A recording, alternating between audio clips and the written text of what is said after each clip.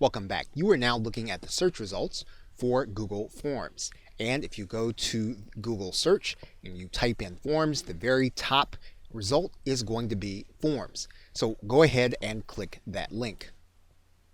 That will bring you to the Google Forms start page, and you're going to go on to Google Forms.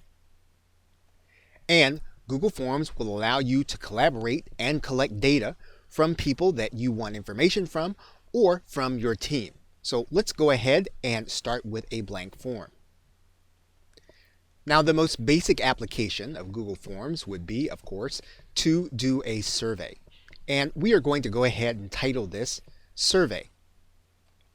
Now, when you're using Google Forms, you can use a number of different kinds of questions.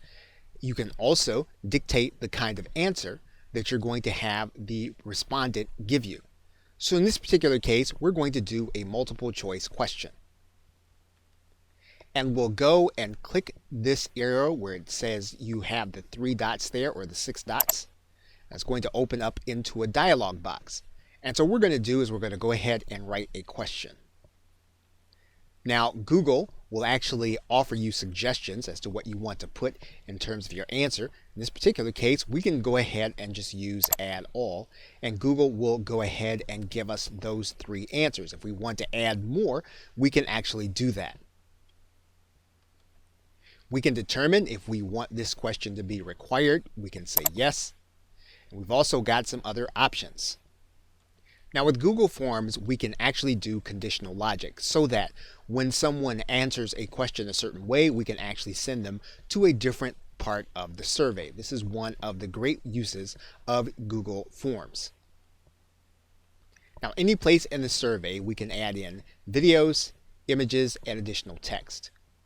So in order to continue, we are just going to click the Add a Question button to get to the next question. And indeed, what we can do is we can write a different kind of question.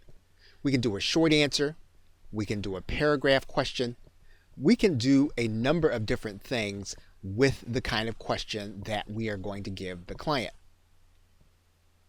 So for example, we can write a short answer, and we can make this question something to the effect of a question that will require them to write something in. Now, once we've completed the form that we're going to have people fill out, we can actually go and we can take a look at some of the collaboration options. And what we can do with forms is we can actually add in collaborators. And so we can click this button, and we can add in different individuals that we are going to have working with us on the survey. We can also limit their activity, and then we can save changes. We are then ready to invite the person to become part of our survey administration. We can then preview the survey as it will appear to the person that's actually going to be filling it out. Then we can go back to the edit screen, and once we've completed it, we can then hit send. Now, what you're going to notice is we can actually send these forms direct to someone. So if you are doing an internal survey and you're working with someone on a project, you can actually do that. If you're sending them to a group of people, perhaps your clients and customers, you can do that. One of the things that you can also do is you can click this area, and you can then embed the entire form on your website. So for example, we can copy this entire code, and then we can go to our website. We can give our form a title. We'll make sure the HTML is in correctly, and then we'll paste the code. We will then click Publish,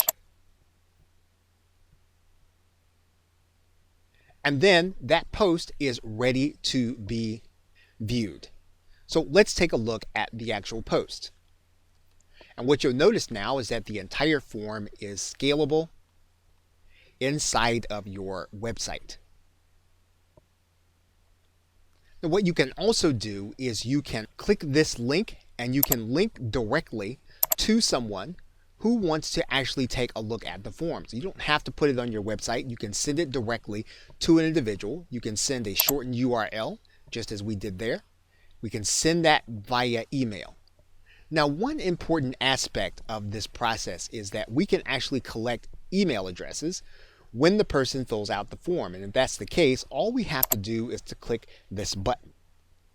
And then once we've clicked the button, Google Forms will actually collect the email addresses of those who intend to fill out the survey. Now, one thing that you'll note is that while all of these activities are happening, this is being actually saved in your cloud drive, so that if we go back to the cloud drive, we can then take a look for this actual form. You'll see it on our Forms dashboard, and then if we go back to Google Drive, you will see the form there also. Okay, so with that, thanks, and I will see you in another video.